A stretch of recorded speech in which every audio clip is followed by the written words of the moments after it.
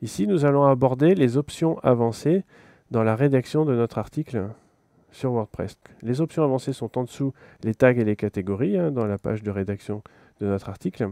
Et tout d'abord, nous avons la possibilité de mettre un extrait qui va apparaître sur la page d'accueil à la place du contenu de notre article. Donc ici, vous devrez taper un extrait ou un résumé et il apparaîtra sur la page d'accueil de votre article. Nous verrons par la suite comment faire pour paramétrer votre blog et notamment votre thème pour que cet extrait apparaisse sur la page d'accueil. Dans l'état actuel des choses, l'extrait n'apparaîtra pas. Il faut faire des modifications dans le thème et nous verrons plus tard comment faire.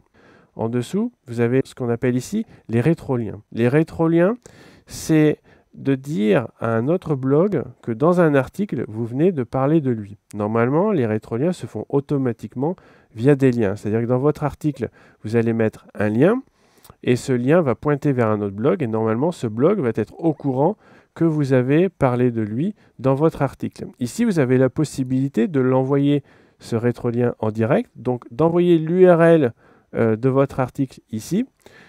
C'est utilisé pour encore des anciens systèmes de blog, mais normalement, de nos jours, vous n'avez plus besoin d'utiliser cette ligne. Normalement, tous les nouveaux systèmes de blog à jour envoient directement un rétrolien à tout lien que vous avez pu mettre dans un article.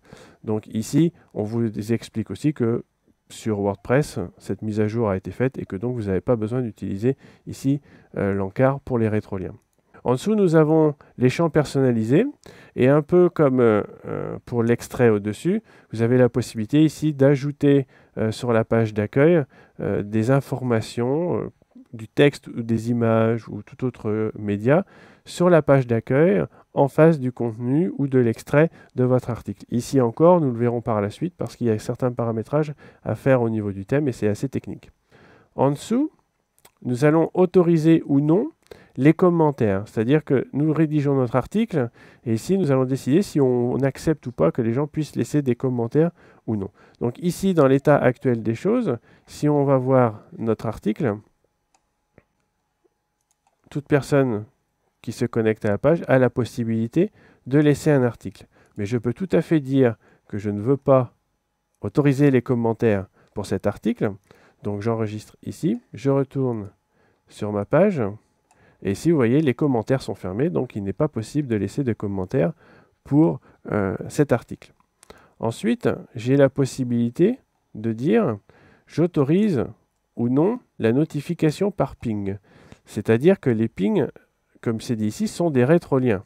Donc c'est un peu le même concept qu'un peu plus haut.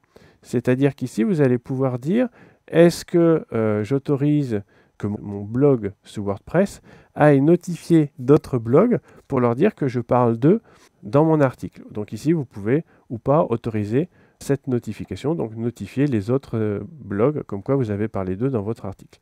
Cochez ou vous découchez la case selon le besoin que vous pouvez avoir à ce niveau-là.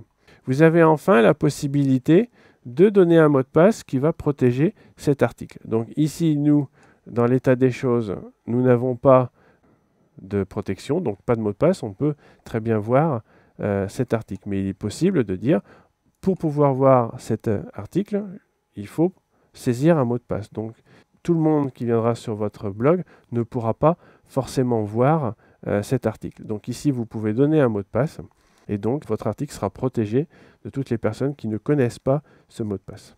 Donc voici en gros un peu ce qu'on peut dire pour le moment sur les options avancées de la rédaction d'un article sur WordPress.